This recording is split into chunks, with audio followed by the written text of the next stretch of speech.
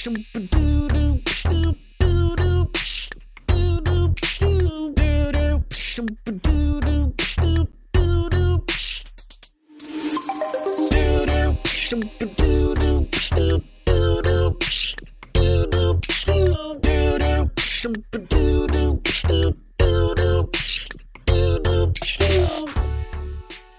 everybody, welcome to episode 107 of Tactical Crouch. KickedTripod here with Yiska and Volamel. We missed you last week, but we're back.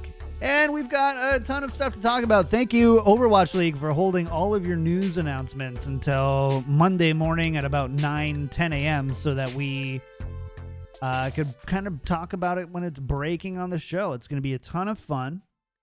And we are not scrambling at all to figure it all out. But before we do get started on the show, hey guys, by the way, you guys are looking good. Looking good. Thank you. Are you anticipating a tough race to the Mayhem in June? Racing of the Mayhem? I haven't actually looked at their schedule. That might be in order to schedule my amputation, of course. I have to say this. So on a brief Race the Mayhem moment, about a month ago, I started logging every single calorie. So I set a calorie goal, a macro goal for calories, protein, water in intake. So pretty like hands off. And I've logged every goal. I got my 28-day streak this morning and doing it, and I'm down 7 pounds. So Anya. Yeah. What? They're playing Dallas. Oh, I thought you were like, dude, be happy He's for like, me. I don't know, John. Is 7 pounds a lot? I'm not. Sorry. Jeez. Sorry. I'm just measuring if that's good enough, you know. Could you, if you're logging calories, shouldn't you lose more? Well, once again, like maybe you need to talk to a physician as well. Get that stuff sucked out, you know? I was going to say TRT, but whatever. Jesus. All right. Anyways. Legal juice. Yeah. Hey, so what is the Mayhem? So let's see. Mayhem play the Fuel. And then Mayhem play the Fuel, I guess. They play the Valiant. Yeah. And the Outlaws. Not easy opponents. That one, we'll see. That one's a little bit easier, I'd say. But the Outlaws is in a no hero pool week. So theoretically, if the performance holds up, then the Mayhem probably look even better, right? Yeah. So that's interesting. Also, you got to think Brig is banned. Echo is banned. Diva is banned. And so that's a double shield, right? We're not diving, probably. Probably not. Dude, we're always we'll diving. I don't know what you're talking about. If we're not diving, we're at least KickedTripod diving at some point. Yeah. All right, we're way out of sorts here. Let's reel it back in for a second. Hey everybody, welcome to episode 107. Hope you are having a great and excellent week, staying safe and staying healthy. Big thank you to everybody who supports the show through Patreon, through subs. We just crossed 100 subs on Twitch. It's a great way to support. We've got some awesome emotes. Kicked Thirsties in the chat. Anybody? And then follow us on Twitter at tactical_crouch or show us or join us live Mondays and Wednesdays at noon. Let's get into the news brought to you by our patron producers. Battlecrab Pin, Lotion, Charlie L, Audio Compass, Porkchop, Sammy, Kosh67, Coochie Kopi, Shara Picasso, Nathan, Your Misery, Hunter Tane, Refined Bean, and Rex Zane. Thank you so much for supporting the show. Go to patreon.com/tacticalcrouch. Support your favorite Overwatch League podcast today. We're also going to be doing a game night, and it's going to be soon because Yiska's gone for the end of the month. So probably by the end of next week at some point. We'll let you know. All right, here's the big news for the week. We're actually going to do. A lot of people had asked us if we would do like an AMA kind of just catch all mailbag episode that discussed just beyond Overwatch League, about some questions to the host a little bit, some questions about the game in general, some questions about Overwatch League. And it felt like a really good week to do that until the news broke of the Summer Showdown. Sorry, I had to sneeze. I had to sneeze so bad. Gesundheit. Man, that was a huge sneeze. Choji jumped a little bit. Anyways, we did get the Summer Showdown format breaking it like 2 hours ago. And I gotta say, guys, these are some good changes. These are some good changes. And we're not going to be negative. I'm going to cut any of you off if you're negative about them, because they're every single change that I can see are positive changes. And we're going to celebrate that today. Yeah. Yep. We are going to celebrate that today, and let's break it down. So number one, the format is going to be very similar as to last May. The first big thing is we are doing a 3-week seeding tournament, seeding round thing, and then we're doing a regional playoff tournament. That's happening. We're not going to go through all the tiebreaker stuff. It's all there. 275,000 prize pool up for grabs. 50K for the tournament champions. 25,000 for second. 10,000 for third, fourth. And each tournament win per team, in addition to placement prizing, is $5,000.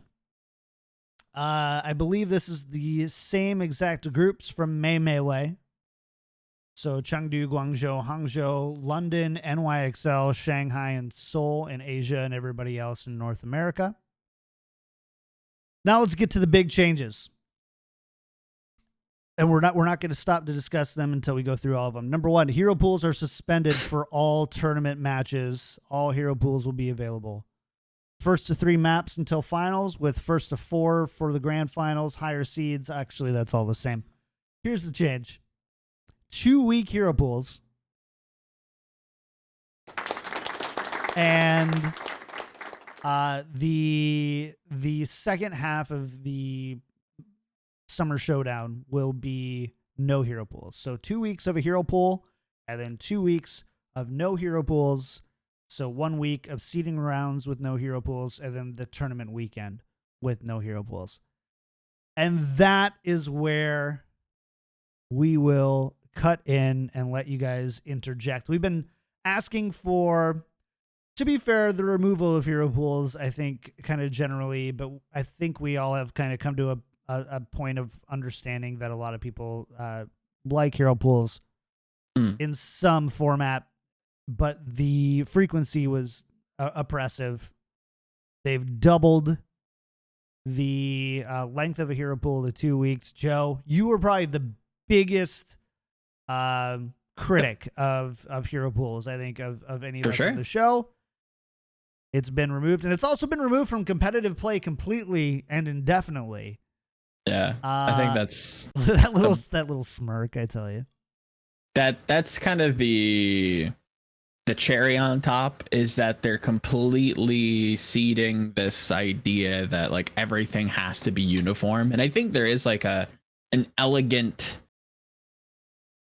to it where everything is the same, and the viewers that, you know, are transferring from the ranked ladder that aren't super familiar with the league are still seeing the same game replicated with the same rules that they have to face in the ranked ladder. I think there is like a pro to that, but I've always kind of fallen on the back of like the game that you play on ladder is so vastly different with the understanding and just the overall goal of the game is completely different. You're looking to climb SR rather than like plan out your team for the whole season. Like they're two completely different games, and I think that just walking away from hero pools and just like forgetting it ever happened is interesting. But 2 week hero pools, fantastic. Double the time. I'm also coming around to the idea that the added time with the added week to the tournament, so the week before the tournament starts, that won't be locked down with hero pools. That'll just be open to any and all heroes. That gives teams a little bit more time to kind of prepare for these map pools. That was kind of brought up as a big negative point to the tournament, or if they, some of these coaches had something that they would want to change, is how many maps that they have to play. Or maybe if we can give them more time to prepare, maybe that becomes less of a stressor. So I think they've kind of hit two birds, or like 1.5 birds with one stone. So yeah, it's good all around. Thumbs up from me. I won't no rain here. This is all happy smiles and thumbs up. So I can't complain. Great all around. Yiska, are you going to bring us down? No, I don't think so. I think like hero pools specifically. Okay, that change. I mean, we're taking compromises, right? I still think 2 weeks is pretty hardcore, but it also is like the 2-week stuff keeps a lot of issues with hero pools in general, and that would happen during longer durations, such as what do you do with a specialist that is being banned out? What do you, like, how is that appealing for people that want to see that specific hero being played? Maybe in the meta churn, even though, let's be honest, like if you're a fan of Genji in Overwatch, you're not going to see many a lot in Overwatch League at the moment anyway. All of that is great, and I hope that also just depressurizes the event. I still think my idea of like just having it as an automated thing where at a certain threshold hero pulse just activates is the most applicable, simply because it would allow for organic variety. But all around, like, this is a good compromise. I also have to see how that affects, or what teams say how their mental is affected by this. Yes, because this is like competitive integrity, elitism, wanting to see perfection. That's all fine and dandy for me, and it's definitely something I stand behind. But like the stuff where I felt like it became a wider issue was because of the added pressure onto teams. And if that depressurizes the thing, that's what I'm after, right? Speaking of that, I have to be a bit of a Debbie Downer, because it is surprising to me to see that we haven't limited the map pool, which remains nuts in the size, right? Yes, it's very large. Do you feel like the added week of no hero pools gives teams a little bit more time to prepare going into tournament weekend? Does that kind of take a little bit off? It's not perfect, but it helps, right? It does. At least for I'd still like to see the map pool shaved down, but the added time, it's a good thing. I just need to say how freaking surprised I am that a multi-$100 million league at this point is so willing to change its format on a relatively consistent basis. Like it, and I'm not saying that that's a bad thing. I'm just really surprised that we went from hero pools a few weeks before the season starts to now we're like 2-week hero pools and tournament formats. And I gotta say, like, I gotta hand it to him.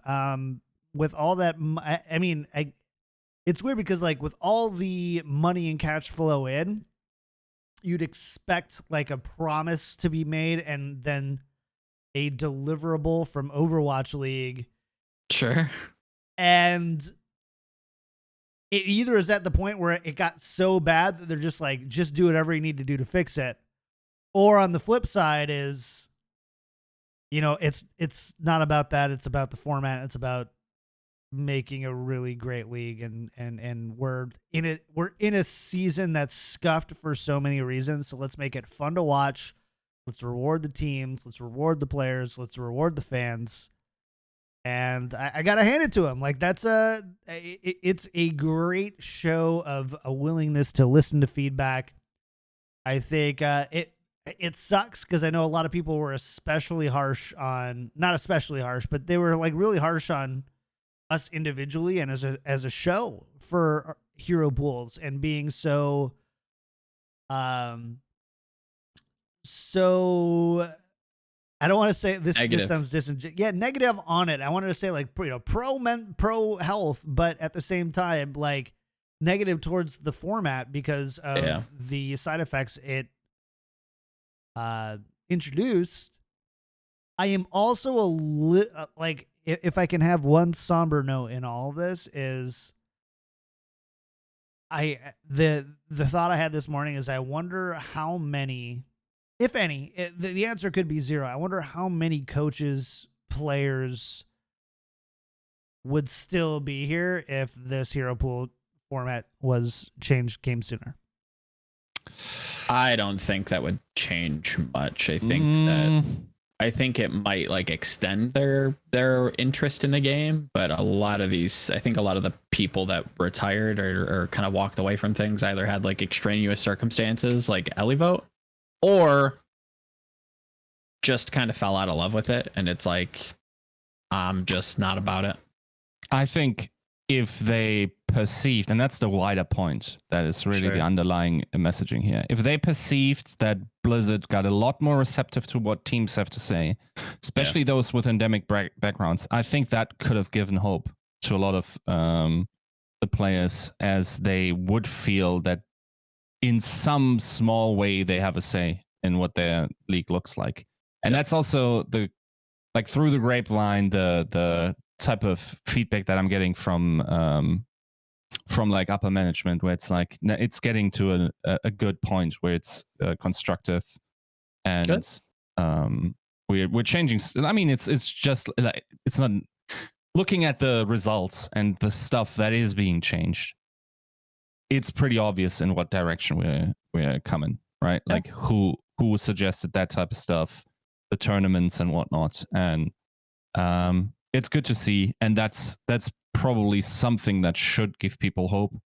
Also, where the suggestions came from, that type of stuff. I think that in itself, maybe not the hero pool thing, but the hopelessness and being sort of like at the mercy of someone that honestly doesn't understand Overwatch to the level that they should. It was probably a source of a lot of frustration. Of course, it's impossible to say how people would have turned out. It's definitely possible that one or two, based on that, or I think that's very likely that one of two or two wouldn't have done that. Especially like if everything happened now, it's now also much less likely that retirements happen. Like the initial hype of Valorant, like the other Hope Haven has sort of like died down a little bit. Good point. And I think it's very unlikely that people based on that will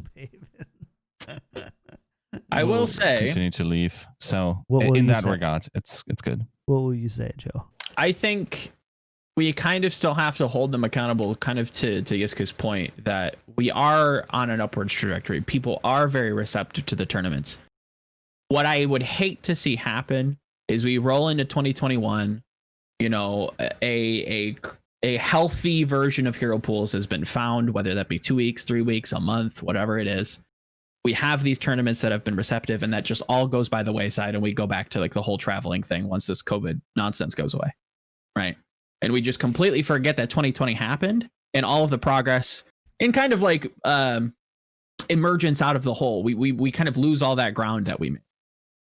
I wonder what 2020 will look like with the tournament structure, with the homestand structure. What has been made of that? Because we're slowly getting out of the COVID pandemic, right? Like things are getting better. So at some point things will get better and things will end. So what does that league look like? Have we decided what that is going to look like? True. What does Overwatch 2 bring with this? There's a lot of moving parts that I hope we've tested and we've experimented in 2020 that we continue to make improvements on rather than just, sweep it under the rug, forget it happened, and then go back to. Because we have to, I think if we go back to, I would say this. I think that the monthly tournament formats that we're seeing right now are, in my mind, one of the best implementations of a league that I would like to see personally. Yes. And but homestands obviously throw a little bit of a wrench in that. It can. And I'm not saying that there's not logistically a way that it can work. Yes. I'm just saying that I haven't asked Eric to run the numbers on that yet, basically. And I think that's a big thing is it can hypothetically be done, but like, how do you do it, and how do teams get prioritized for who gets to have the end of like the seeding times versus the other times? Or like, do you do tournaments every weekend, or do you raise the stakes every week, or how does that work? And I think that there's lots of ways to have it done. So I'm by no means saying I don't think that they can do it with homestands. I think they absolutely can do it with homestands. Yep. But to not raise the obvious hand and be like, hey, like traveling changes a ton and stakes change a ton, and even the bidding from teams changes a ton if you don't have equal stakes across all of these different weekend homestands, right? Yeah. And just in the look at how we were power ranking them with Justice having 5 homestands, and it's like these are uneven, and it's going to cause some sort of sway. To your point. Like, so I don't know. I don't want to get the cart in front of the horse too much. Oh, 100%. Because this isn't like a.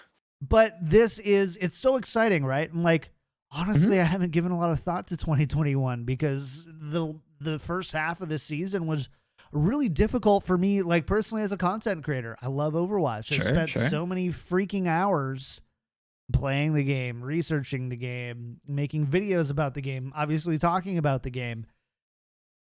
And it's just like all of a sudden I'm like, oh man, Overwatch 2. Let's go. 2021, let's go. Doesn't take much to make me happy. I'll tell you what. Yeah, I think that entire thing, we don't even know what the game looks like. We were talking about 100%. downsizing the amount of players in an experimental card with like one less tank. We don't know. We really don't know. Yeah. And that very much changes the entire formula of what the season should look like. I also think I'd be shocked if we didn't see some more online matches next year. Of course, especially earlier. Depending on that, I'd be the tricky thing is the following: the investment of teams into this entire thing, and I hope they can repurpose it. But if you look at what even just like this season, where it was still like the concept was still believed in at the start of it, like the investment in the infrastructure was super asymmetric between teams. Yep. Like there were teams building arenas, and then there were teams that were looking at gaming bars, right? Like it's not the same, and especially the ones with the big investment probably have to check on like get other multi-gaming stuff in there, and they'd also like just like for the purpose of all of that, they'd probably have to shift the focus, get maybe more esports teams under the brand's mothership, so to speak, in order to make that feasible at all. Because I don't think you can take back building an arena, right? Like that's not something that's hey that Philadelphia. You. Thank you for investing into the league. Now, but I have my receipt. No. I can return this, right? File it under COVID, I think. There's got to be something there somewhere. Anyways. Yeah. Yes. Tax deductible. It needs to. The league obviously needs to go forward in a live format, a homestand format, a format that delivers on the promise that franchises. Admittedly, we don't have all the information on what those promises were, but the promises were enough for multiple teams in the league to invest heavily into local stadium infrastructure, facilities, and other things to keep the league running and going and make it sustainable and make it impactful. So, yeah. Anyways, last thing. Yeah. Last thing. It's not it's the chat. This is not an abandonment of hope, right? This is just knowing what you guys want. Keep that in mind. Keep in mind what you like about this season, what you didn't like about this season, and hold the league accountable to what we've seen so far. Yeah. Make your, if at any point, right, you found something you liked and you found something you disliked, kind of, file that under, some sort of mental, folder, and revisit that in 2021 where something probably inevitably changes. Make that comment, make that voice heard, voice that opinion, because hopefully they'll listen if there's enough of you. Yeah. It's not hope's lost. It's just we have to also think about the future at some point. Keep in mind, Coca-Cola was literally meant to be a medicine, right? Like, True. just try to find something that works. If it's a formula for a soft drink, then fine, right? Like, and the biggest soft drink in the world, of course. Did you guys know that Coca-Cola was the second most? I'm not sure if it's still. That was something I learned like way back in university. Brand. No, Okay. the second most known word and said word in the world after OK. Said? Coca-Cola? I don't believe. Yeah. Known, Interesting. I believe. Yeah. Most known, and I guess it's just a word, huh? Yeah. Interesting. Was at some point. I just a trivia, remember. But yeah, for Overwatch, that means because like if you look at how other big esports went about it, right? It's like they looked at their scene for a couple of years and then they said, what can this scene support? Overwatch said like, this game will support this. And the fact that it then ended up not being the scope of that is shock Pikachu level of insight, right? Like that was always going to happen. So Pikachu. I just love the way. Sometimes I can't tell if it's just a weird German pronunciation of what you're saying, or you're like memeing in the middle of like a sentence. No, it's German. And in this case, no, like it's like, yes, you said it funny, sure, but like sometimes I have to go back and go, did he say it funny because I didn't understand the word he said because he's German, or did he say it funny because he just inserted a meme into here? 85% of the time, it's a meme. True. Just like in the He's middle a funny of boy. Pikachu. Right. Pikachu. Yeah. Okay. Makes sense. But yeah, I think like if you look at League, they had third-party tournaments, then later realized now they're by far like that product is the best. Why? Because it looked at the endemic audience, took endemic talent in. They make content that is endemically appealing. Like, look at the trailer that LEC just did. I will say, they understand their audience, and it is unfortunate that, for instance, our Watchpoint stuff hasn't worked to the same degree. But the reason being because we didn't have the insight of what our audience was like at that point. That was season 1. We didn't know what the demographics were. People tried, and then it didn't pop up as hard as it possibly could have with another audience, right? I don't know that that's also not just part of the right game with the right publisher and the right community kind of creating this little flash bomb of brilliance, in the sense of like Hearthstone kind of felt like the same thing for the longest time, that it had this really incredible endemic community and amazing creators, and rather than creating new systems and infrastructure to support that and to push it to the next level and introduce new game systems and new things, they just kind of pulled that talent in and be like, without changing anything, this is where we are. And I like, there's having a vision and a foresight for what that could look like, I don't think should be counted as a bad thing for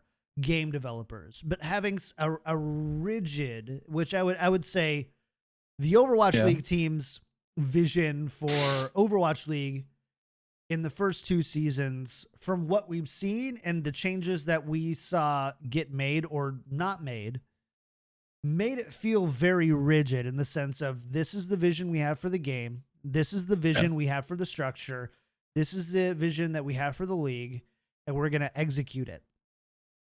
And I think that is, that's not all unhealthy versus the flip side of it is like, you guys tell us what you want. You guys tell us like, what is the blah, blah, blah, because that's what happened to Hearthstone. The thing is, if you do that, you take ownership of that production, right? Like, you say, we want it like that and like that. Okay, if it then fails, the guys that conceived of that have to be gone. That's how it works. You have a bad idea that doesn't work out, you gotta go. I believe in second chances, Yiska, and I know you do too. I mean, I know you do.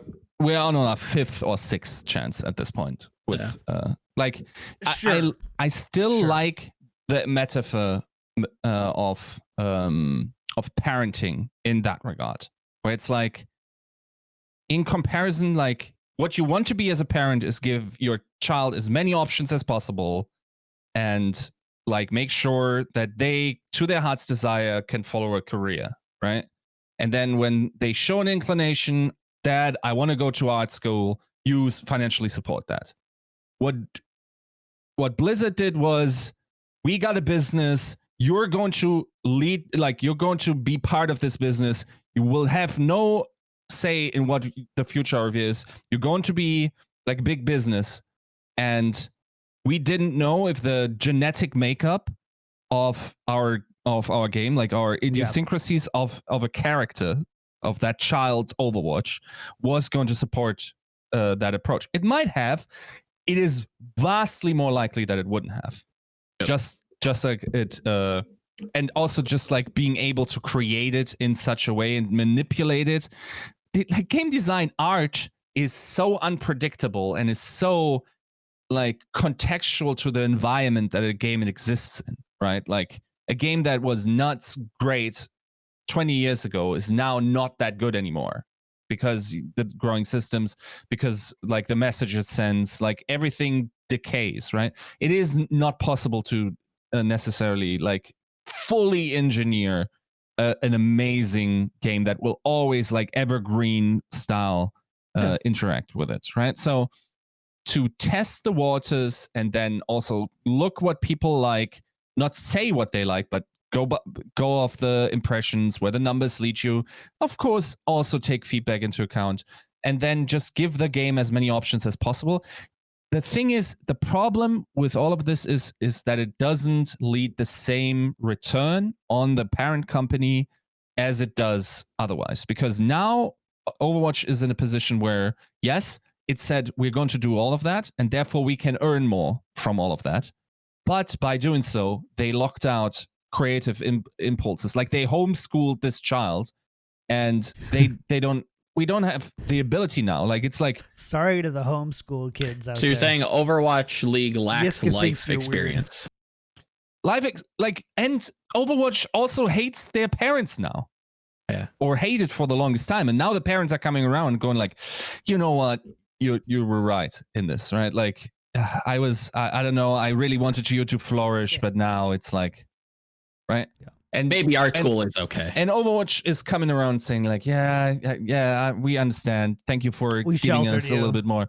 I'm sorry. We're sorry for sheltering you. I've been watching a lot of A Queer Eye this week, and yeah. Thank you for uninstalling the Big Brother apps on my phone and letting me breathe a little bit and finding myself. And that will take time, but we'll get there, and we'll become a reasonably functional adult down the line. Yeah.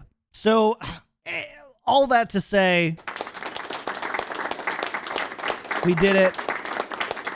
Thank you to everybody who's hung out with us through, I know, some pretty depressing episodes.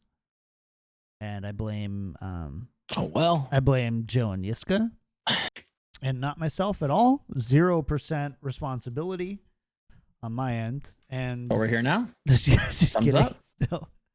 But Sun's hopefully this is I think a great example of a time where, like, if you want to see change, you gotta voice up. You gotta use those platforms for what you believe in and what are good. Obviously, that has huge parallels to what's going on in the world right now. But even in our small little bubble of Overwatch and Overwatch League and being passionate creators for it, we do love Overwatch and Overwatch League so much. And I will say one of the most hurtful comments I think anybody has ever said, I think, about us or the show is that because we were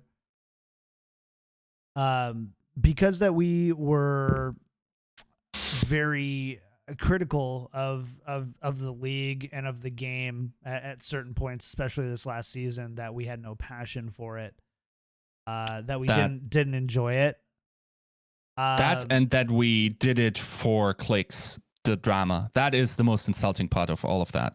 As if anyone here just sits down and goes like, how can we get 1,200 views instead of 1,000 on this stream? Like, come on. It doesn't matter to us whatsoever. Yeah, on the ridiculous side of, like, we're just a small podcast, but also just on, like, the personal side of, you know, these shows take a lot of time and effort, and we don't get things perfectly at all. We've all said 4-head, 5-head things, 6-head things. Sure. At points, I just want to take a moment and just say thank you for the feedback. But if you can ever find a way to open up a dialogue and a conversation to ask us how we're feeling about the game, or try to bring that insight without oh, these guys just hate the game or whatever. I mean, there was a time, I probably shouldn't, this is not necessarily about Overwatch League at all. There was a time where I was like, have somebody else host a show.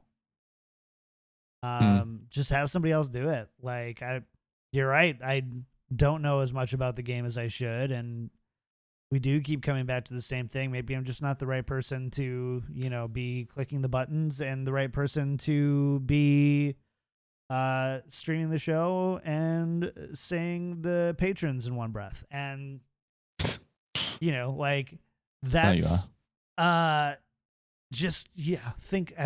think twice before you send messages like that.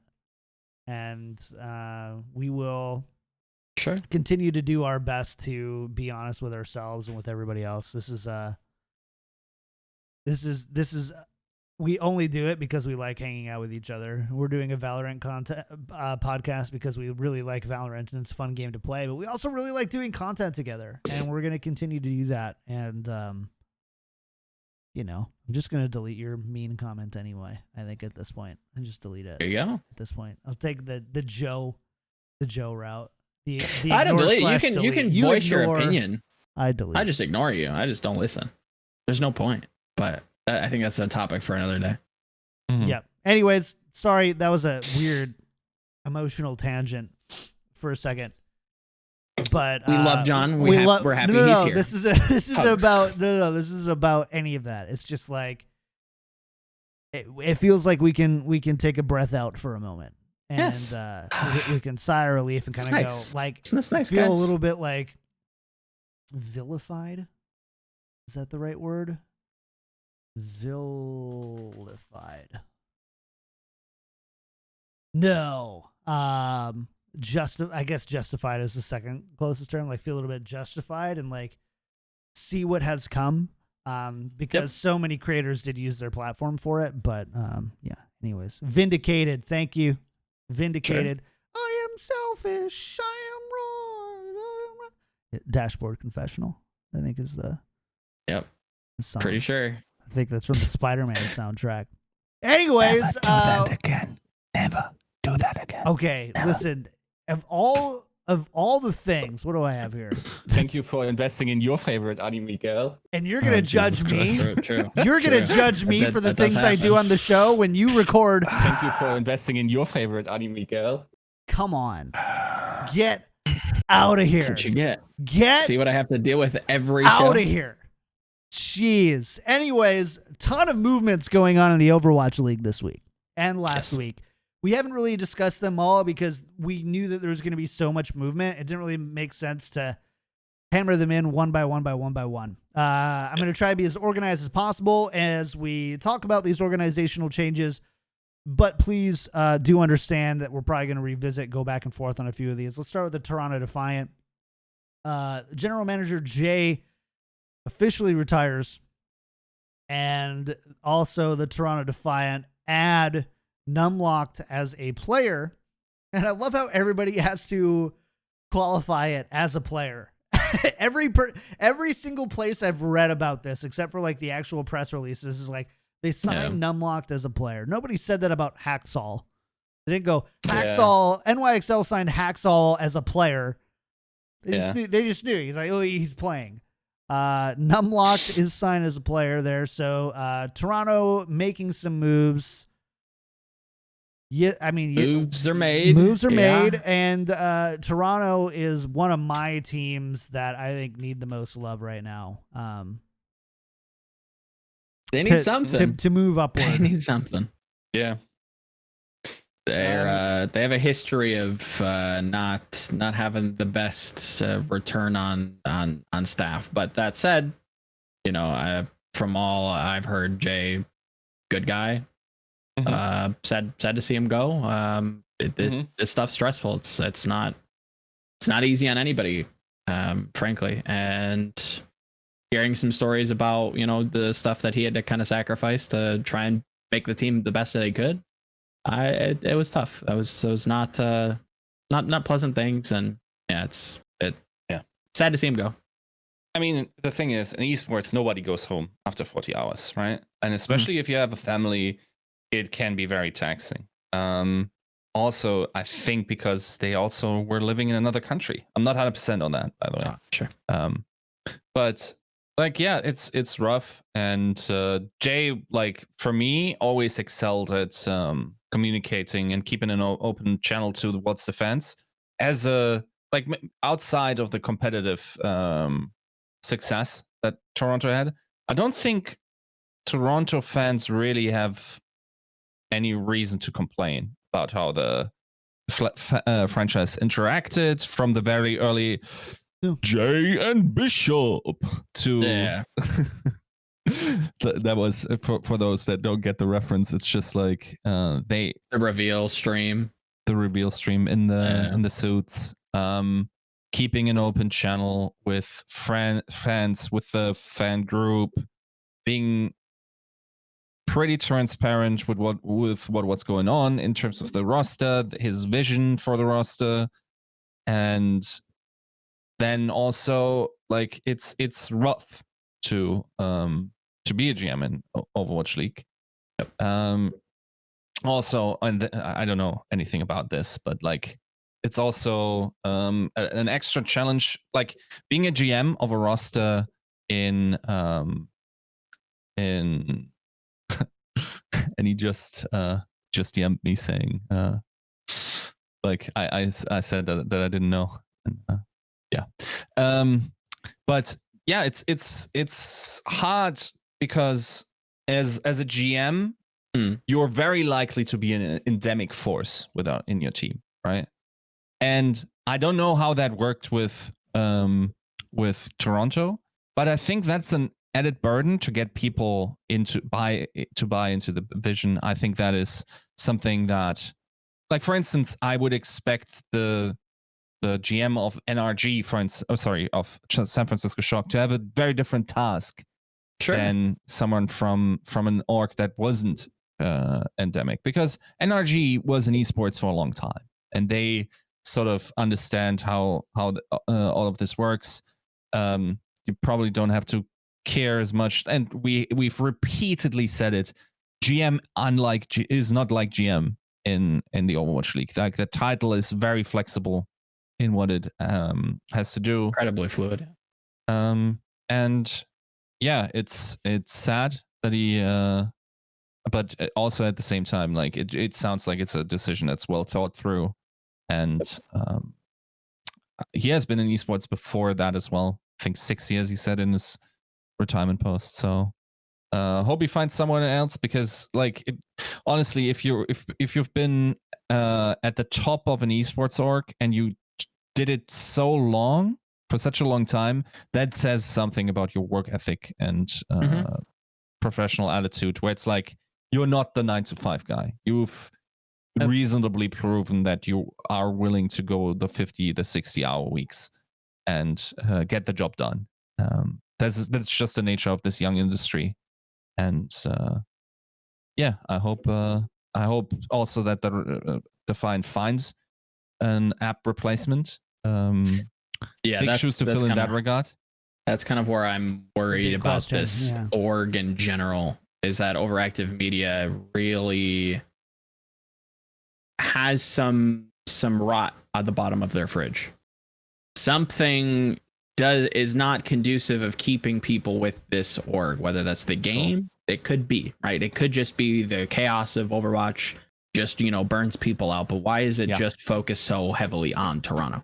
First it was Bishop, then it's Fefe, then it's, players, then it's your GM kind of just getting burnt out. Is it you, or is it not you? You really have to kind of be introspective there and try to figure that out, because this is not healthy, right? Like, to be that much turnaround's rough.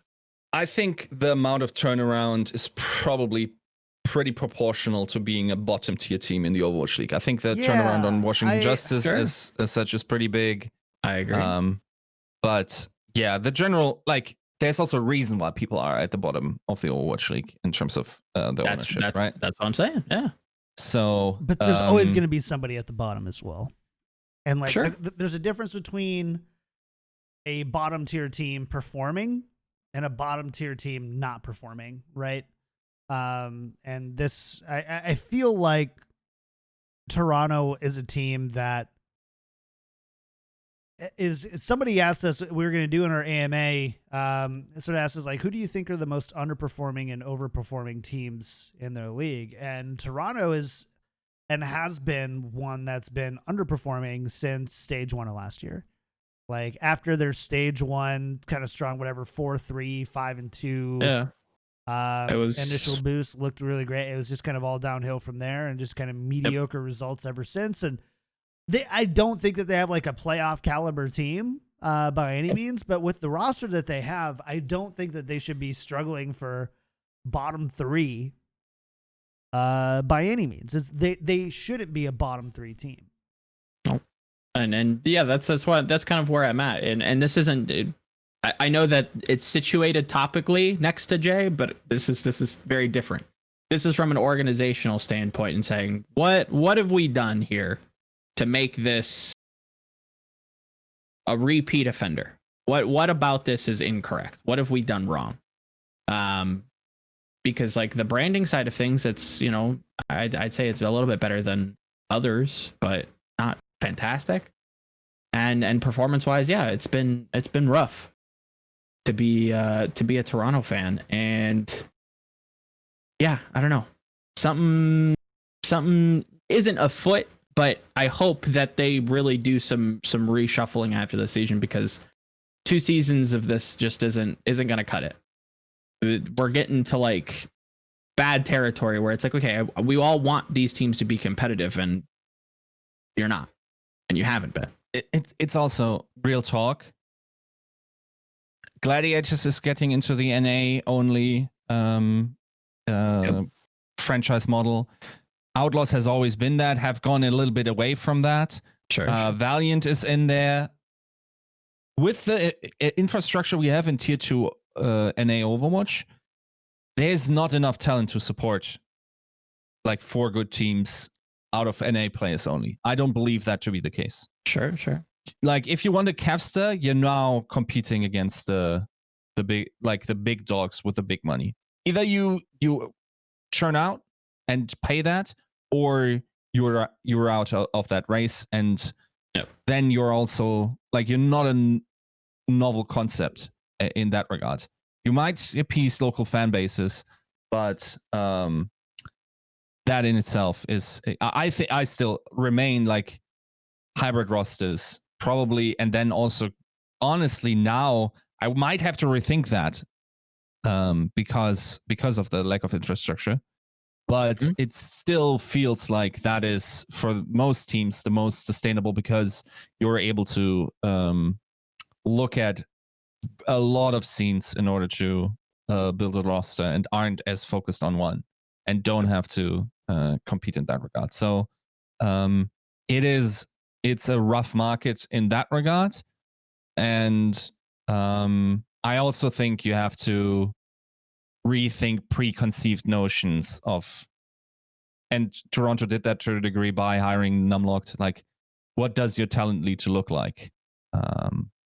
Though, to be fair, Toronto doesn't actually. Do they have rookies other than Zik now? Do you count Beast Toronto? Halo? Beast Halo, yeah, is a rookie. Yeah, I would say so. 100%. Yeah, and then of course, like Vancouver's also in that deal now.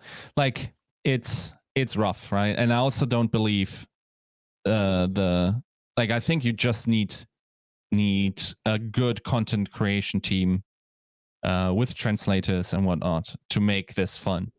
And I think, for instance, someone like NYXL are a best example of that definitely working out.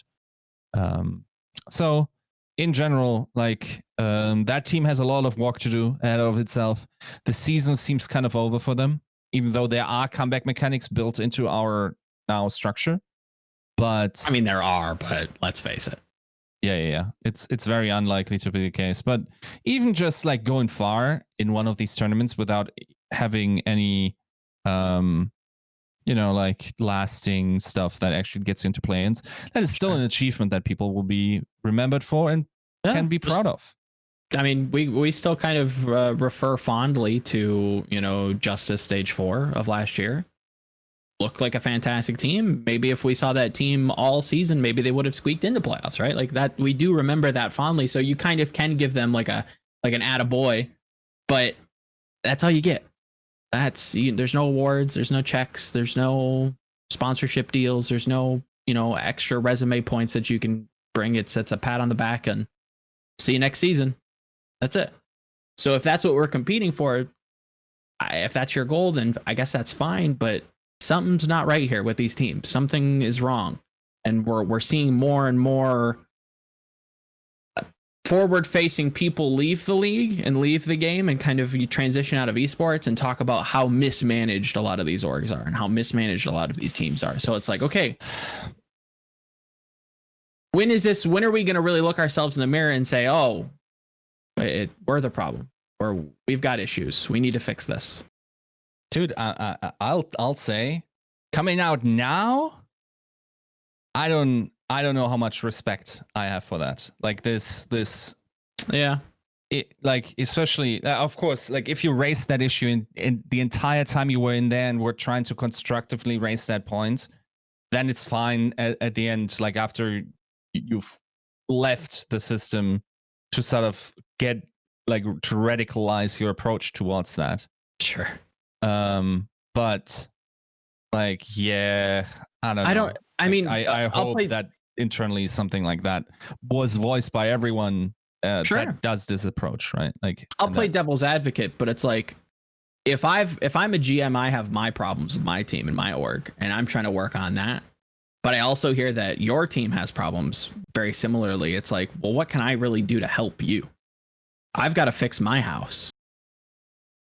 So it's like, now that my house is, burned down and I've moved to Spain and living on the beach or wherever I might be, it's like, well, yeah, it sucks that my house burned down. Here's why. It's like, it sucks that it comes out now and not like as it was happening and as it's topical to be like, hey, this is why XYZ can't happen. Here's a lot of the problems. We're not the only team that has these problems. It's tough to be able to do that then as well. So it's like you're kind of damned if you do, damned if you don't, Yeah. And I gotta say, like, overall, GMs were very diplomatic in comparison to how in other esports it would have been handled. Yeah. Where that stuff would have become public way earlier, and would have been maybe that's even not even a good thing, because sometimes stuff isn't resolved unless it's in the public eye and there's some pressure on these specific topics. But yeah, like basically, I wish we could have those also framed constructively. More. That's so unlikely, though. You know, it's tough. I wish that too, but it's like we're still hung up on Jae-Hong crying, and that particular thing. Like we're still talking about that. Yeah, and to be fair, we're still handling that poorly as well. As you know, the broadcast, you know, she using his face to kind of mock him. It's like really like first it's, you know, fans' reaction to seeing somebody be emotional, and now we're kind of like making light of it. It's like I don't know what to do with this. This is rough. I wish we could kind of handle that and be able to talk about that in a constructive way, but it's like I don't know. I gotta say you lost me there with the connection, but it's just like a non-issue that we're still kind of talking about instead of talking about like the actual problems that, you know, teams are facing. So if a team came out and voiced those problems or voiced those opinions and voiced those concerns about how things are being run within their own team, would that be handled well community wide? The thing is, like, for instance, in CS, we just had 7 teams go to Valve directly and say there's a conflict of interest here. Why? Sure. Like, they are definitely similar. I'm not talking about the conflict. No conflict of interest. Yeah. But the magnitude of the problems are similar, and still we keep it pretty civil. Now, to be fair, there's movement now, so there's no reason to do anything but, right? But like I always said, and I always noticed in reporting, the easiest time to report is when people are not satisfied with what they're getting. Yeah, of course. Like then the league faucets are on, right? And it's also to a degree, like I gotta say, and I gotta self-criticize there, I think it's also on us journalists not reporting on these stories enough to bring about the cleansing. And that is true for various reasons, but it's not healthy. And to a degree, we are also to blame for that, I feel. In a way. So I hate to like bring it back on to Toronto Defiant for a second. We should bring it back. So bringing on Numlocked, I think is kind of an interesting one.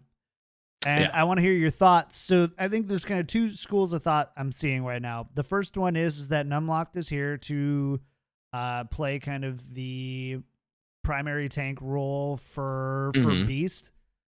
And not on every single hero and map, but on a primary amount, especially on the Reinhardt, I believe. Whereas other people believe that he is there to mentor Beast and be more of almost like a player coach in that respect, and bringing just kind of a veteran presence to the tank line who have just Beast, Nevix, and now Numlocked. I think it's depth for sure. Yeah. I'm about it. I've banged the drum of increasing your main tank depth for a while now, because it's one of those roles that it's tough to find like a very good fully fleshed out player. Like there's not a strong candidate for a full player at main tank yet. So having somebody as either an understudy or as a you know a fill-in if things are burning out. Yeah, I think it's great. It's depressing that it's taken this long.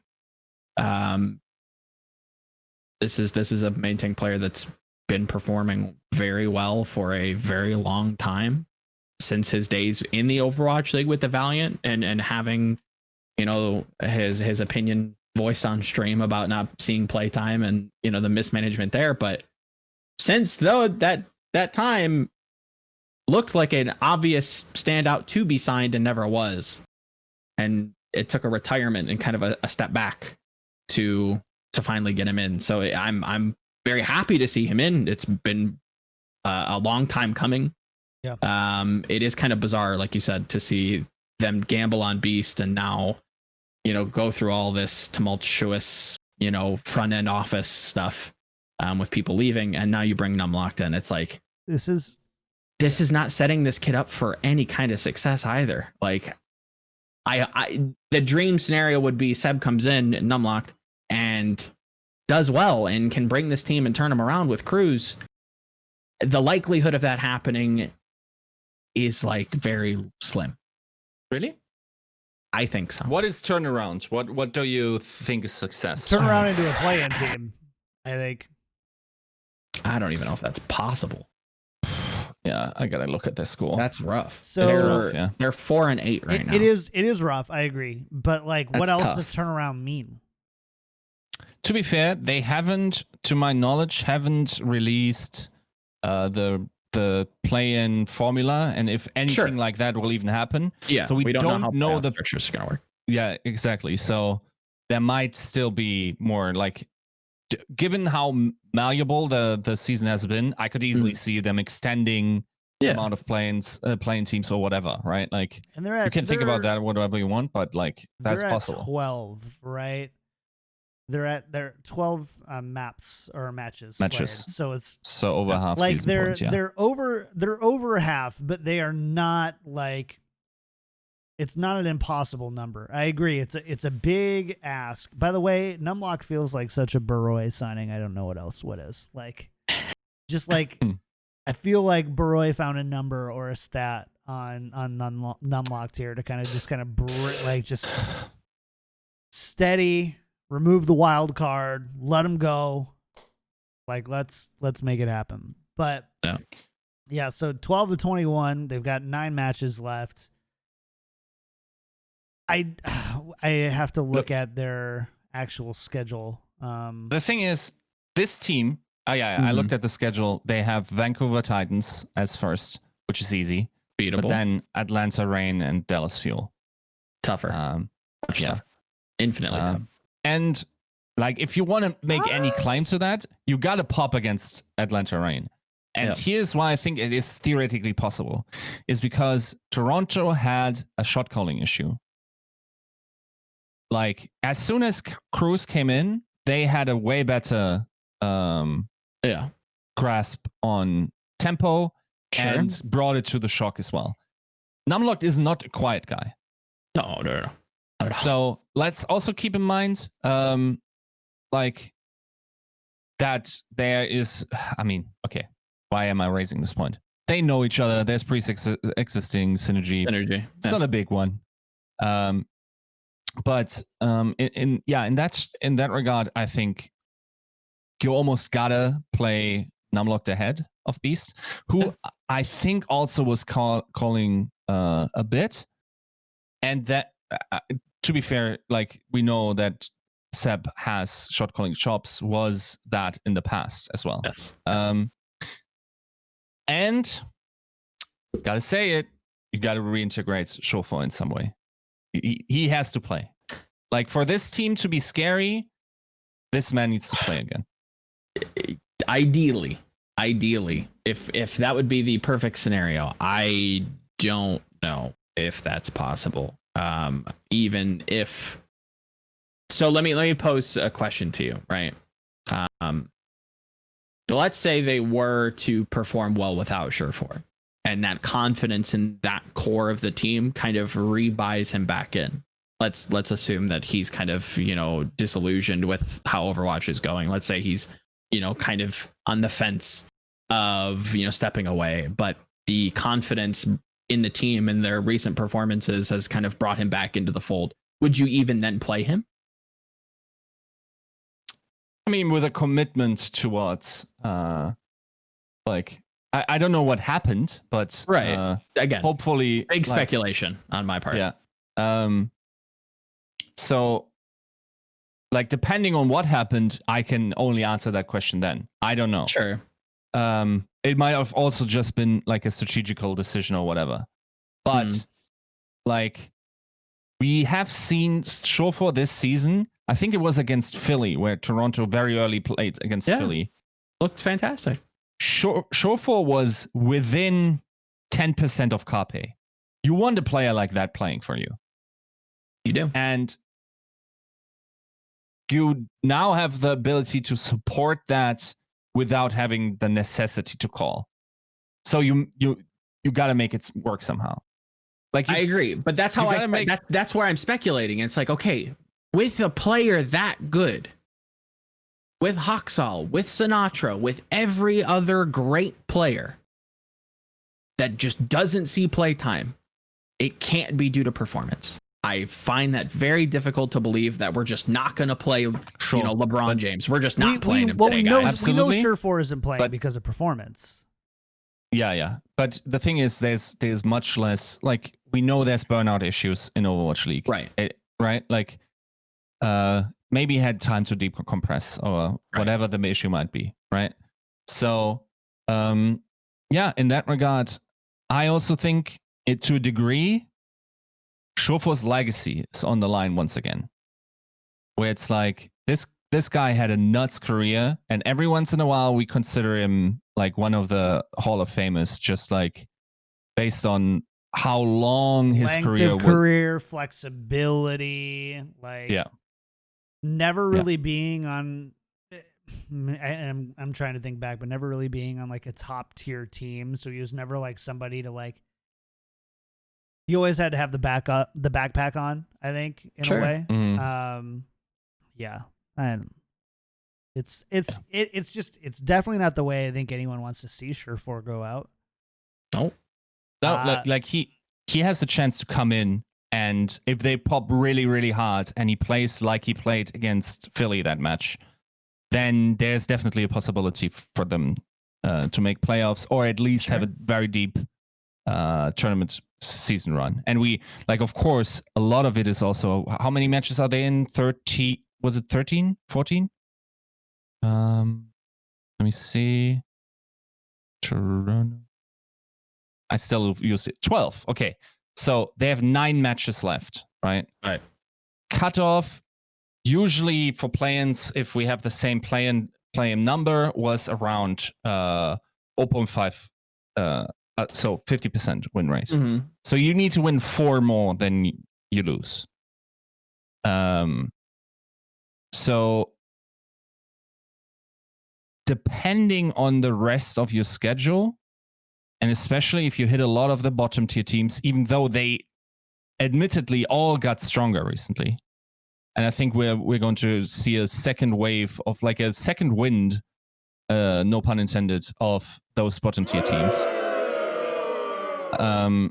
That I think, like, they gotta get a little bit lucky, but it's not over for them, right? No, it's an outside shot. It's not. It's Miracle on Ice, dude. It's tough. It's just Miracle tough on Ice. This is not a team that can't go 5-4. This is not a team that can't go 5-4, especially when we don't have the second half of their schedule. No, they gotta go 7-2. This is 6 and 3. You said 50%. They're at 4-8, so they need to win. Oh wait, yeah. I was math, I had to look at your camera to see that moment when it. So to their credit, we have seen how we have seen how impactful a single player can be. We saw what Punk can do to Boston. Can Numlock do that to Toronto? 100%. He's a very good player, solid player. That kind of lightning in a bottle has to kind of be captured, and I don't know. Like, the whole Surefour point I was bringing up is, do you want to unscrew that cap to try and throw more lightning back in? I don't know. If you can capture success and confidence with a core, do you then try to, fiddle with it? I don't know. Also, like, real talk, it's possible. I don't know that you want to, mess with things when they're working. Also, real talk, they lost the GM, they lost the head coach. Gotta put some money in there. Overactive Media, you gotta. If you want to have any chance this season, you gotta get them at least a new coach, and then you gotta have managerial help in that regard. I think Albus is there, Baroy is there, Lilbo is there. Interim. Yeah. Is that it? Is that the staff at the moment? So, yeah. And I mean, that's the kind of the average, right? Around 3-4. So it's not like bad, but it's also 3-4. But you have a GM. Yeah, you do also have a GM with 3-4. Isn't Mangachu technically a coach? Oh yeah. Okay. Yeah, Mangachu is. That's true. Don't forget about Kark as your streamer. Kark. Yeah. But okay, I don't want to spend too much time more on the Defiant because it's But Jesus. I know. Spark add Pagion. Hangzhou adding Pagion here, and that's interesting. It's interesting. Is it? Tell me more. Okay, Joe, how do you feel? I mean, great. I like having a good coaching staff. Pagion has a track record, so hopefully he can add some voices to the Spark and get them to move. So great. Yeah, spending big. I agree. Yeah. So the Hangzhou Spark have added Architect, right? Yeah, big move, huge move. Then added obviously Pagion, and then nobody else, right? I think theoretically. Oh, wait, let me see when he joined, because theoretically that's a mid-season pickup that we don't want to talk about, and will also likely never. And he is coming in as an assistant coach, right? Which is kind of Vancouver. Was he? Okay. He was head coach in Vancouver, right? Yeah, he was. Yeah. I was thinking of Addo. I don't know why I thought he was a mid-season pickup when he wasn't.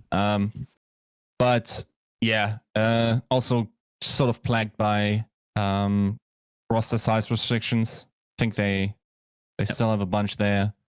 I think they're maxed out at the moment, right? Like 11. They're getting pretty close, yeah. 11 according to Wikipedia. Yeah, right. You're right. Yeah, so you could definitely get on there. I may not know how to count to 13, but I do know how to count to 11. 11? 11, I got you. 11 plus 4, guys. Who gets the reference? 11 plus... Okay. Get out of here. Okay. Anyways, but as an assistant coach, and please don't make us spend a ton of time on this. Yeah, please. I don't know how you'd be able to do that. It's familiarity. It's a question mark, yeah. It's like it. I don't think it's should bad. help.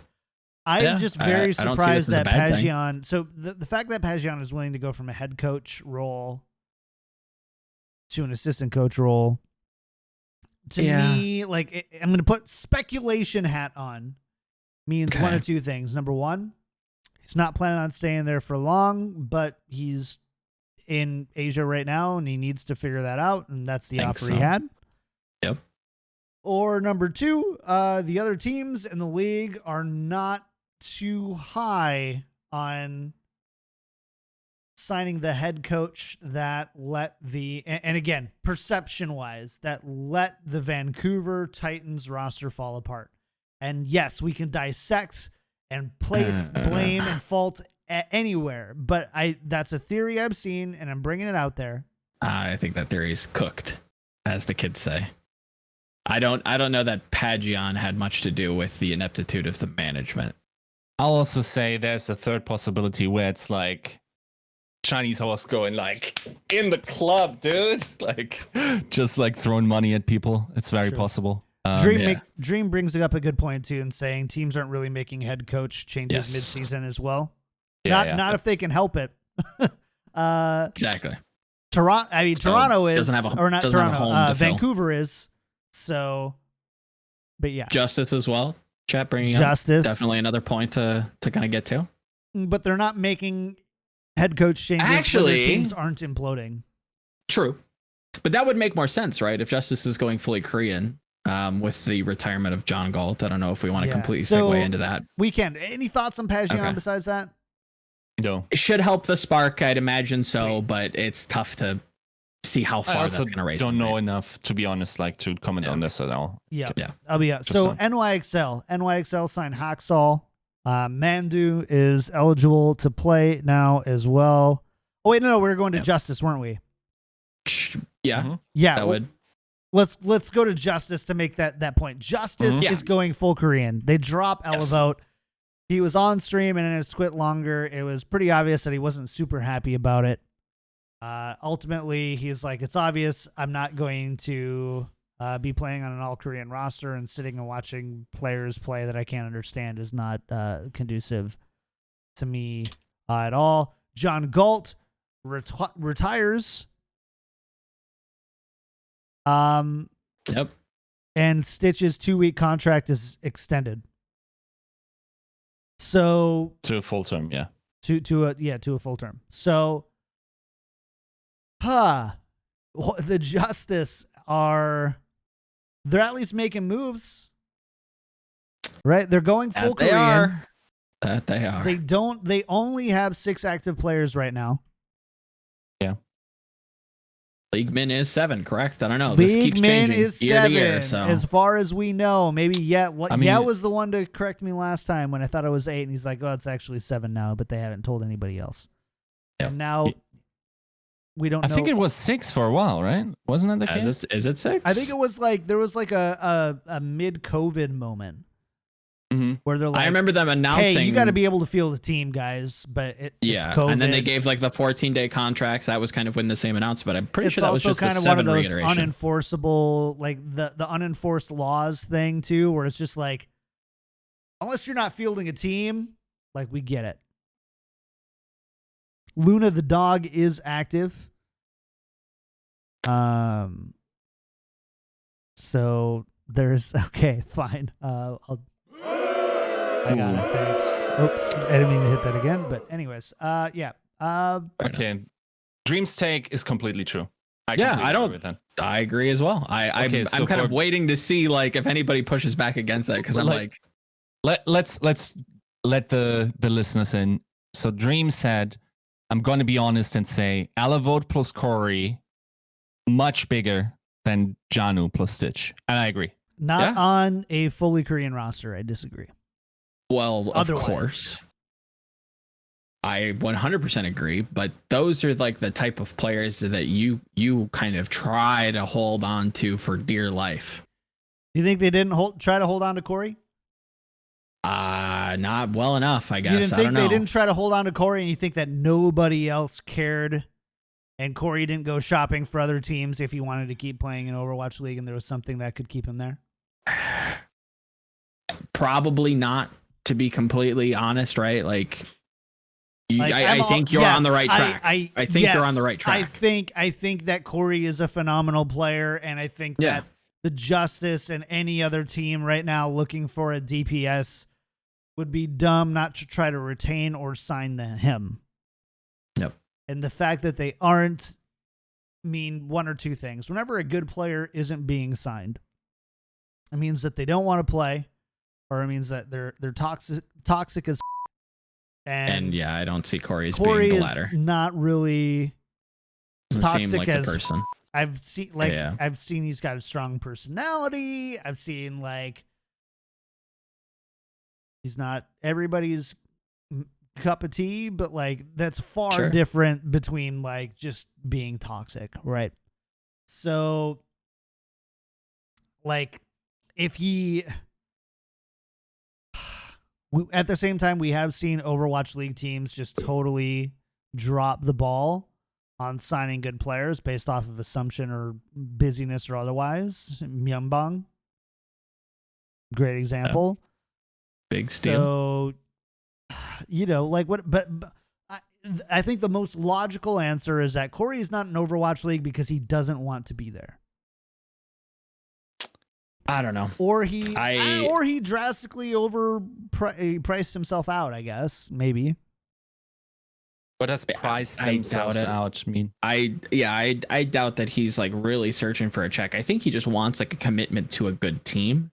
And again, much in the same way that we're going to talk about how moving head coaches around, there's no holes to fill. There's no positions open. So it's tough to kind of move into another direct head coach job for Pagion. I also wonder if that was the same with Corey. I'm sure people want to kind of bring in that talent, but I also wonder, I don't know. I don't think that in his mind, and again, this is massive speculation. is that kind of question worth the risk, or is it better to just move on to another game? I don't know. I think that I'd agree with the idea that kind of Dream posed. That's like if he was on a good team, I don't think that he'd be as disillusioned with the game at the moment. I think that every loss, though, I think we can every player that we've lost this season, every retirement, I think that we can, especially on the player side, short of like I'm leaving to serve mandatory military stuff. Or, I look at Sinatra. I don't know. I'm kind of looking ahead to your point, but I look at Sinatra and I'm like, good team. I don't know why you'd be kind of checked out. I feel like Corey has communicated more spice than just that. Like when Annalyn and Bonnie were released, like he cooked with the hot stuff in his statement towards like saying that they weren't the problem on that team. And so just as there were problems on that team.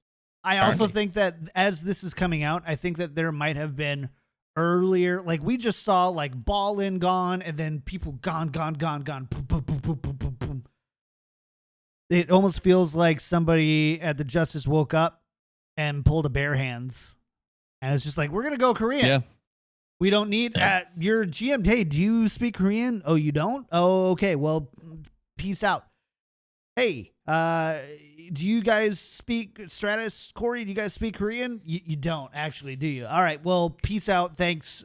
Sorry. And on top of like the frustration, like there might be an aspect of that, or it could be hi, I'm Corey. I'm frustrated. I'm sick of losing.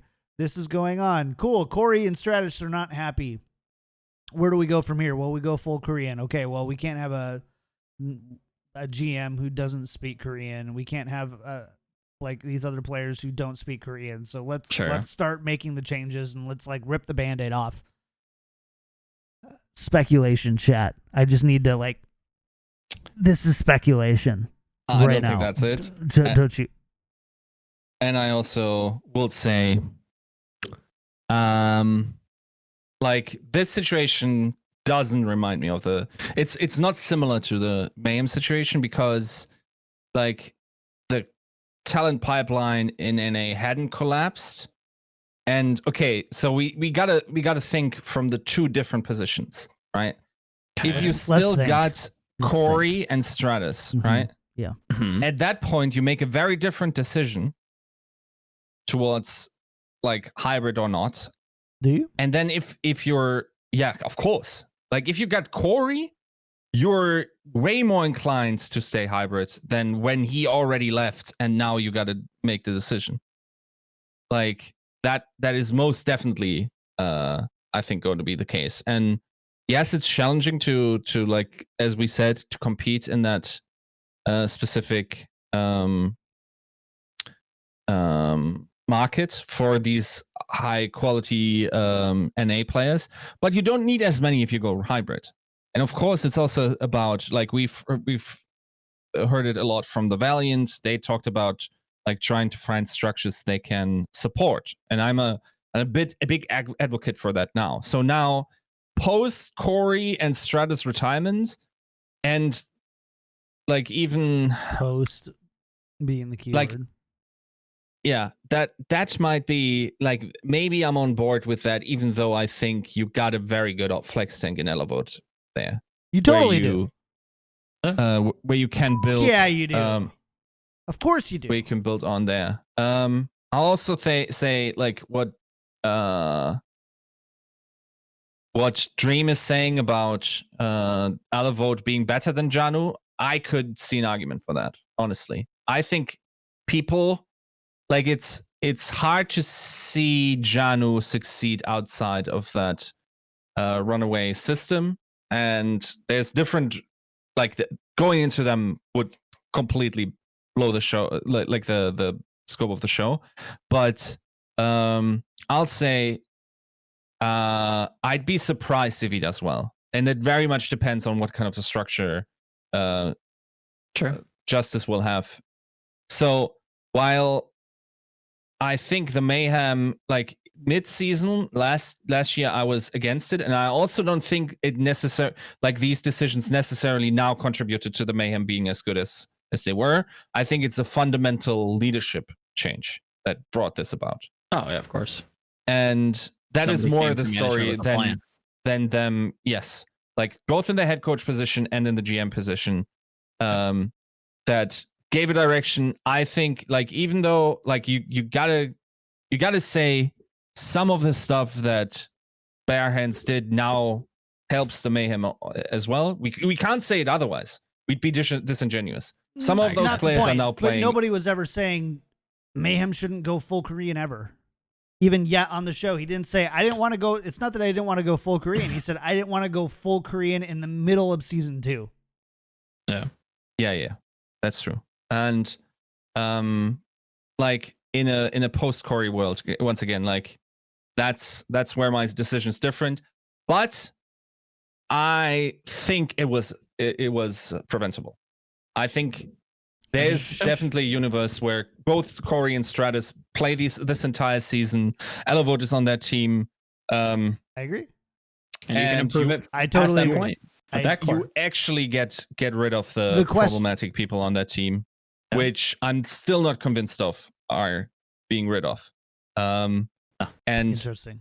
Problems happen in like people are problematic in the environment that they're By setting, people, do you mean right? players, or do you mean coaches, or do you Whatever? mean I don't want want organization, or are you just I don't want to. You just I don't want to go into detail there, but okay. Like because they've moved a lot of people. Yes. And I think the thing is, they're like people become problematic in the environment that they sit in. So it's very possible that this won't be a problem in the future. Possibly, yeah. But inaction was a decision in that team, and they got to live with it now. And now triage, we got to start from zero. We got to play the way with the cards we have. And to that extent, I think I now agree with because like you got to think, okay, who else could we get for a hybrid roster? And that probably means huge money investment. Just like you think you want Kevster, then yes. I mean, yeah, the flex DPS is definitely tough to fill, but I think like you could be quicker than the Toronto Defiant. Maybe you grab Numlock. Top tier flex DPS. You know what I'm saying? Yeah, flex DPS. Isn't Kevster that is like demanding a ton of money and also isn't playing Overwatch League? I don't know about ton. I don't know about I don't know about a ton of money. Like I think I don't want to speak for anyone, but it's like this idea. Like Bench had, I believe, a tweet saying like he doesn't have to take any contract. Guys, you don't understand. They count like. A while ago, the worst contracts in Overwatch League history were signed. That's the context this comment is made in. Okay. So, it's a rough situation. I think to a degree. Now to rip the Band-Aid off and come up with a new concept that, admittedly, has also worked for both the Shanghai Dragons and the Florida Mayhem is. I thought we could not a terrible decision. I thought we couldn't apply that, but okay, I won't. Couldn't apply it pre-Corey retirement. I won't dig any further or argue any further. I'll just say okay, fine. Last thoughts on Justice before we move on, because we are running way long. Yeah, we're over. Yeah, similar thoughts with Toronto. You've got problems.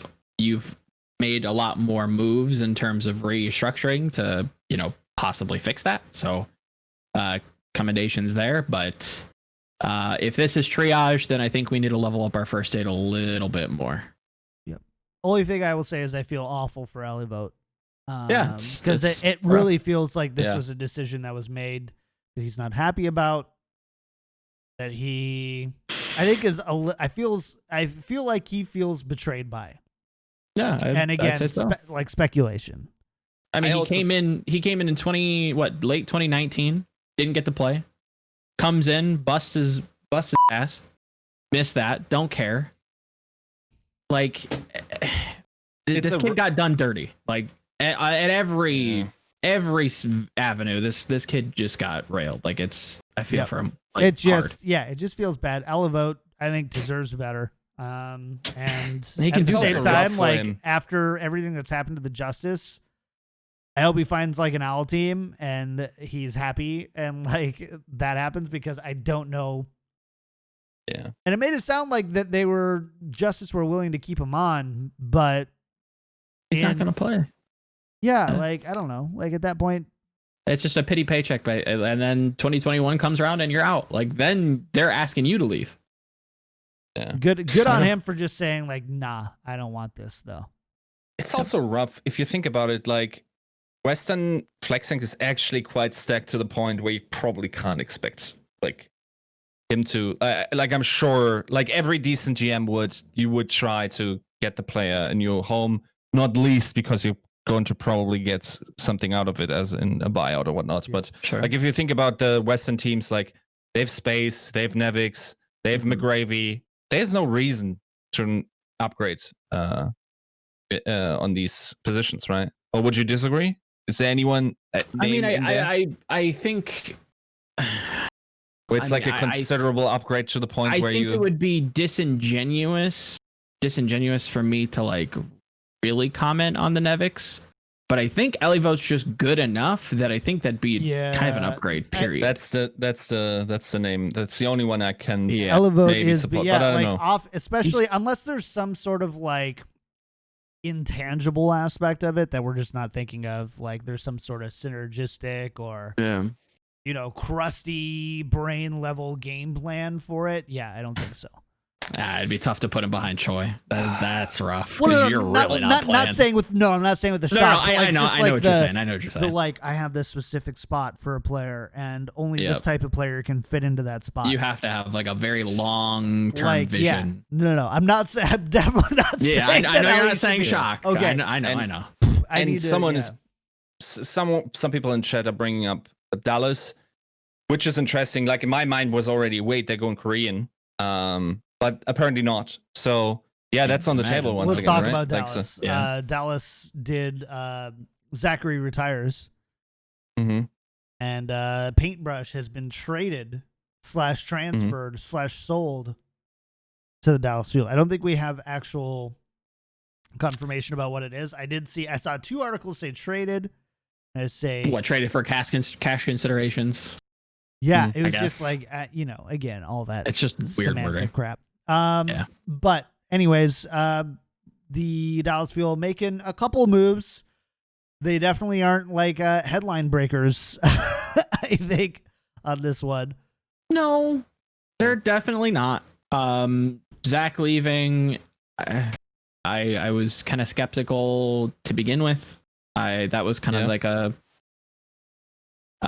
very hollow move. I felt like I didn't think that he was going to perform all that well. I was pretty down on that. Paintbrush, however, I think definitely does have promise, and I agree with Yiska. It does confuse me. Mm-hmm. It's not that he's confusing; it's the direction that this team wants to go is confusing. Yeah, because but there again, like I look at Paris and what they're doing with that team and how confusing that is and how at least well that's worked this season. Could that kind of same logic could be applied to Dallas? Possibly. It's a little weird. I assumed you would kind of just slowly go full Korean, but maybe not. Maybe they want to pare down and go kind of a little bit more lean hybrid. I don't know. They've still got room to go in terms of the retirement front. Like, guys think Unco's going to be playing anytime soon? Probably not. AKM? Probably not. Harry Hook? Probably not. No. So they're kind of, in a way, already lean. I think Paintbrush definitely helps and maybe comes in as a better caller. I don't know. Like, Closure is good. Like, but I'm not. I don't know. He's what fine. But I don't know. It's not a bad move. I don't think adding Paintbrush is a bad move, like in terms of just player skill, but direction wise is a little weird. It's like, how many supports does this team have now? That's insane.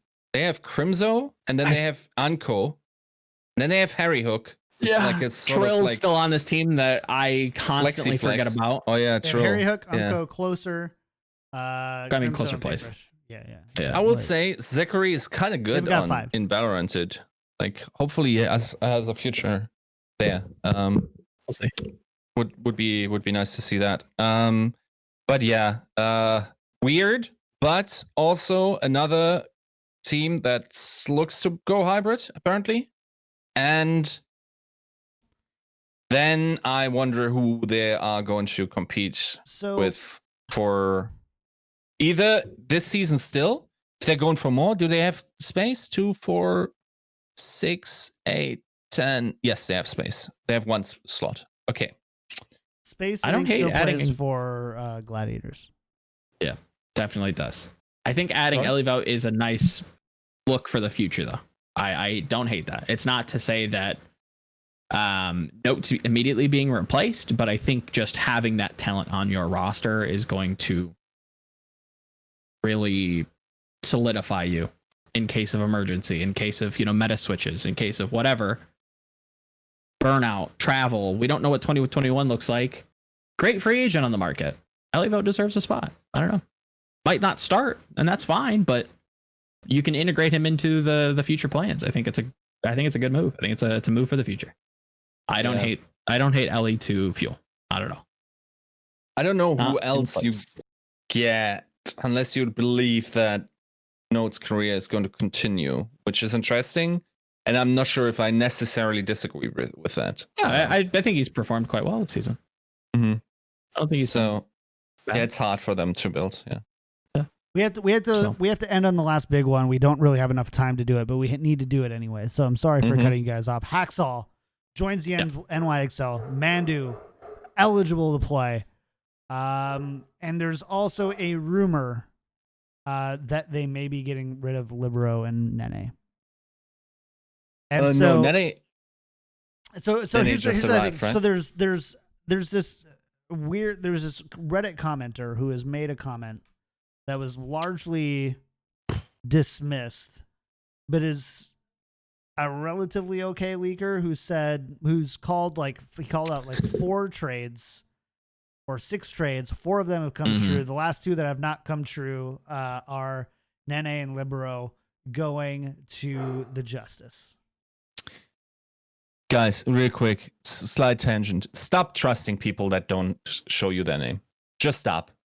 Just like if I could help it, I would legitimately ban these threats from Reddit. Like if you don't have the conviction behind it to put your name to it and stand for something with your reports, just don't platform these people. I don't care. I know you're really hot for this type of information. You cannot wait. It's literally harmful to your emotional well-being apparently to not get these leaks in the off season or in the mid season, but you can wait, I'm sure. So like this always like Nene now is in Korea with the great. So that's like all we're trying to get to. All of those like everything that the NYXL is doing around him communicates that he's now being integrated into the scene, into the team. And that, for me, makes the Hacksaw trade hole. Yes. Yeah. So, for me, in my mind, I was like, okay, why is Nene away for such a long time? Okay, this team, like, you can't, like, a super team like this cannot have Sebiobi in 2020. I'm sorry. You cannot. No.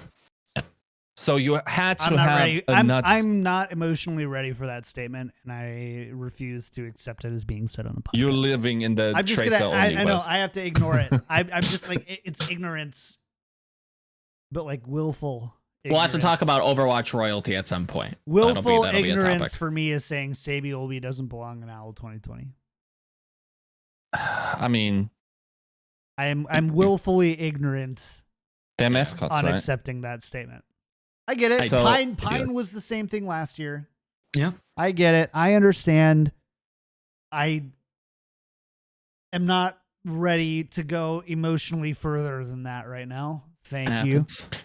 I also don't like this. Again, is a statement that's made without knowing the inner workings of that team and how much of an emotional leader Sebio really is for that. And then the problem is, arguably, Hitscan DPS is the most unforgiving to be like the one lacking and being the emotional leader as well in those situations. So in my mind, I was like, okay, especially like DePay had this, I think, where he talked about like where should they ideally upgrade, and he said Haksal is the case. And my mind was, okay, so either he thinks Nene is coming back, or like he knows something I don't, or he really thinks that SPB is not a problem, which none of those like I couldn't figure out what it was.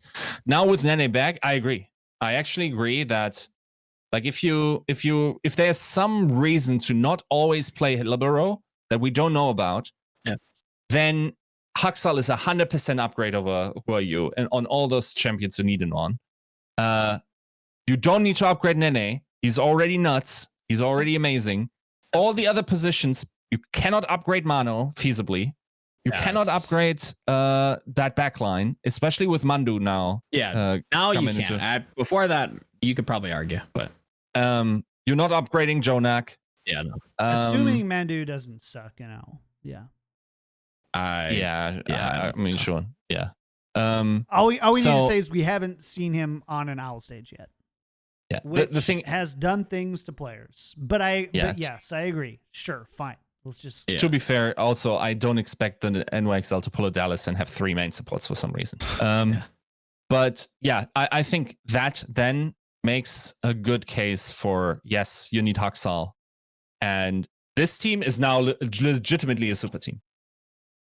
Like, it is on every position, arguably not main support yet. We don't know. But all the other positions, they have like top 5 players, right? So, depending on what the definition of a super team is for you, if you think every single player needs to be like the best, then no, that's not it. But like a reasonable definition would say 98 bowls. Yeah, I get it. Yeah. Okay. I apologize. In chat and YouTube commenter, I can hear you already. John is cutting them off when they aren't allowed to talk. I am so sorry. I don't want to. I have to go. We went long. I hope you enjoyed the show. We will talk about NYXL more. This, I promise you, this is not a ignorant cutting off. I have to physically cut them off because I have to leave.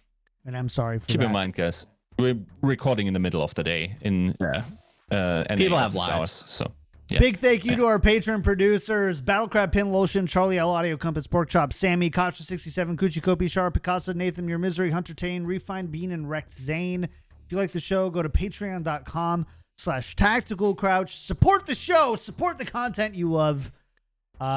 Joe, I think we got one new patron this week. I think. Did we not? I think friend and community figure Reinforce has pledged a patronage to the show. So thank you, based Mr. Reinforce, for the support. And love what you guys are doing over there. Welcome to Valorant content, by the way. Big love. Good luck. Big love. Hope you enjoy it. And then we do have some new subs from the stream today, don't we, Yiska? Yeah, Shrug6, Fire Elements, El Caseo, Captain Beans, Sicklehouse, Pork Chop Sammy, reoccurring name, and 8-4. Yep. 8-4. I think it's El Chaso. Like El Chaso? Like in Spanish. El Chaso. But it could be like El Casio or something like that. I don't know. And yes, Pork Chop Sammy, patron producer, good friend of the show. Thank you so much. No new 5-star iTunes review, but if you want to support the show and support it for free, go to patreon.com/no. That's cost money. Go to iTunes, leave a 5-star iTunes review. If you want to support us for money, go to patreon.com/tactical crouch or leave a sub at twitch.tv/KickedTripod. We don't know yet if we are partnered or not. It still says our application is being reviewed. But any view counts as well on Twitch. We were over 75, and we really appreciate that for the show today. Joe try. Yiska, I normally ask you what's going on, but we're going to see you Wednesday, Yeah, so I hope whatever. nothing huge is Yeah. not happening tomorrow. Otherwise, follow Yiska at Yiska Out. Follow Joe at Volamel. Follow myself at KickedTripod. Follow Shoal at Tactical_Crouch. All of that on Twitter. We will see you guys next time. We love you so much, and you're all very, very, very attractive, except for a couple of you. See you guys next time. Bye.